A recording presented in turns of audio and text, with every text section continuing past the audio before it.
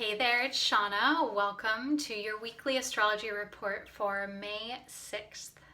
So this week is all about being seen. I'm excited to share the astrology of this week with you. As always, I have 3 tips for you to make the most out of this week. So first thing that's happening is Venus is making aspects to Pluto and Jupiter. So it's going to be kind of interesting to see how this plays out because these are 2 very different types of, or different feeling aspects. So Venus is about relationships, attraction, and values, or money even. So Venus is in Aries right now. It is not in its strongest placement in the sign of Aries because it's what's known as in detriment in the sign of Aries. So this just means that the things that Venus symbolizes, which is relationships, money, attraction, allure, that requires a bit more effort at this time. That's all that's symbolizing. And that there's more like oomph. With it being in the sign of Aries, there's more of like a call to assertiveness. With this being square to Pluto, totally creates this symbol of intensity and wanting to go very deep into something, like a laser focus inward. Pluto is about authenticity at all costs. Pluto is about removing the social niceties. So it's kind of interesting that this is happening with Venus, which is about activities that usually involve social niceties or things being pleasant and enjoyable and like not, ruffling feathers. So there's something here around needing to be very real and very honest and like a certain amount of depth being required in relationships, or that, that coming up in some way. The other piece of this is Venus will trine Jupiter. So this is very different. This Venus-Jupiter shows up when there's feelings of openness, of abundance, synchronicity, enjoyment, pleasure, all kinds of beautiful, wonderful things. I mean, let's keep in mind Venus is still in the sign of Aries, so it still requires a bit more effort, but when there's a trine to Jupiter like this, it shows where things flow easily.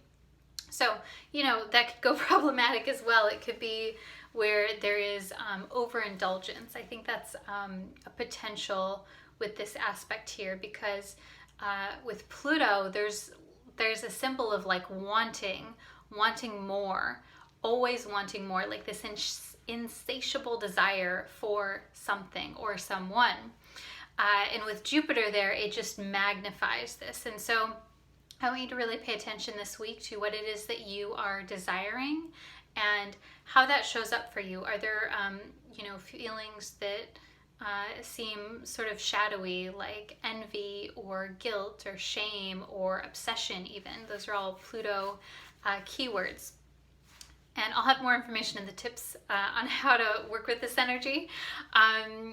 This is going to be stronger for people that are already having a transit of either Pluto or Jupiter to your natal placements as well. So if you know that you have that, this is going to be more important for you. The other thing that's happening is the first quarter moon in the sign of Leo. This is exact Saturday the 11th at 6:12 p.m. Pacific time at 21 degrees of Leo. And so the first quarter moon is this point when there is a need to compromise, to push through inertia, to redirect in some way, or to double down and to like really go in. And I love that it's in the sign of Leo because Leo is about leadership, it's about enthusiasm, and public presence, public persona. Being seen is what Leo is all about, being seen and appreciated for who you are.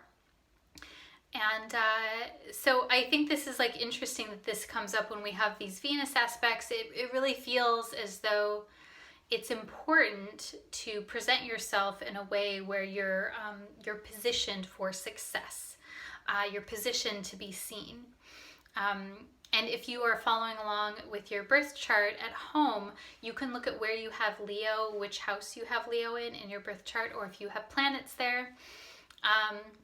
Or even if you have planets in, let's say you don't know your birth sign, if you have any planets in the fixed signs, which would be Taurus, Leo, Scorpio, or Aquarius. This first quarter moon is really going to be more personal for you because it's going to be pinging on your personal makeup. So it's kind of like a little exclamation point. That's the emotional, where the emotional energy is for you this week. The third thing that's happening is the Sun will trine Saturn. And it will also sextile Neptune. I'll talk about that in a second. So this is cool because the Sun is, it's the ego. It is the sense of identity, the conscious identity, the healthy ego, the sense of will, and this is who I am, and I am navigating my life in this direction. And then Saturn is about structure, boundaries, of course. It's also about diligence and devotion. Saturn is about building things over the long term. And I find that Sun, Saturn, there's like a certain sense of achievement here, especially with it being a trine. Like I said earlier, trine symbolizes where things flow very easily. Again, for better or worse. But, you know, this is like a very stable, earthy, practical transit. Sun is in the sign of Taurus, which is a fixed earth sign. Very practical. And then trine Saturn, which of course is in Capricorn as well. So there's a feeling here around wanting to commit, wanting to achieve, wanting to devote to something. If you are under a lot of pressure right now already and you already feel overcommitted or overloaded, there's a potential for feeling the weight of that. Because this is a trine. So a trine doesn't mean that it's necessarily going to be good. It just means the energy flows very easily. So I would notice how you feel around your commitments and, you know, what to do with that if things feel like too much. Because the thing with this too is there's support here for you. If you need to delegate things, this is a good time for it. This is a good time for prioritizing what your work is, especially over the long term.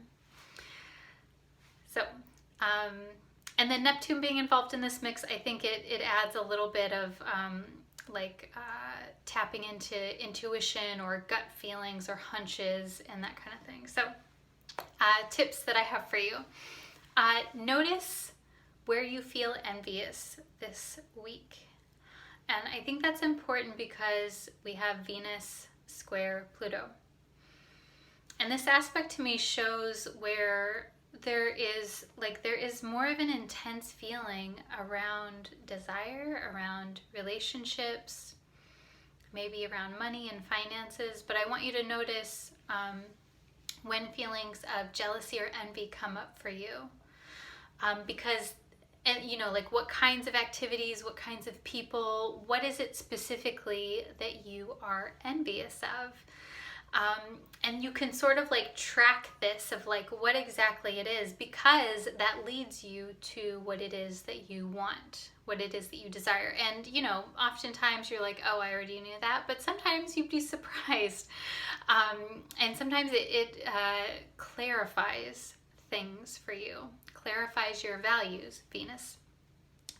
So that's tip number 1, to notice where you're envious. Tip number 2 is to take steps forward this week. So I love this point, this little chunk of time in the lunar cycle, the time between the new moon and the first quarter moon, because it's a very helpful time for when you want to plant new seeds and move forward with things and new projects, especially this being with the first quarter moon in the sign of Leo. It's a good time for, yeah, like the title says, being seen and putting yourself out there. So take steps forward this week, whatever way that looks for you. Doesn't have to be big. Tiny actions sometimes have the most effect. And tip number 3, be honest with yourself. And I think that's important because of all the aspects this week, really, like especially Venus, Pluto. It's important to be honest with yourself. Authenticity is key. Authentic about what you desire. And then Sun, Saturn is like, you need to keep it real when the symbol of Sun, Saturn is coming up, because it's all about keeping it real. And Saturn shows us where things are real and where things are not strong enough. So it's great to just like really set realistic goals, realistic set points for yourself. So I'm gonna pull a card for us. And so if you have something specific that you want guidance on for this next week, you can just focus on that and hold that in your awareness.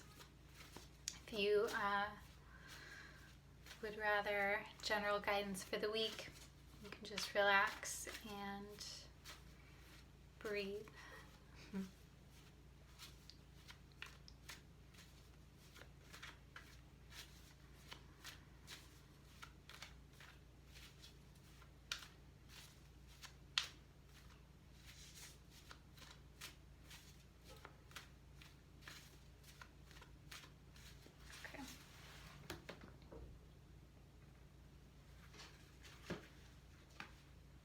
Oh, I love this card.